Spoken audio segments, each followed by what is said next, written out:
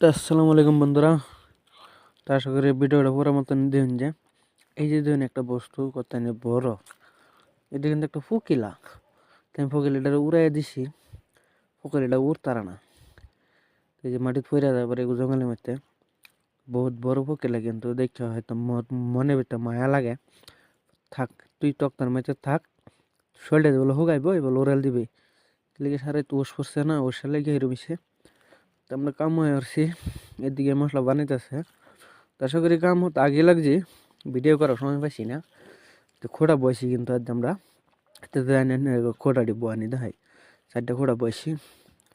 আমি যে খোড়া বয় এবার কেউ বয়সের নাকি আশা করি কমন বক্স জানেন যে, তাহলে বাটাম দাম বয় দে, কোথা টানো লাগে না।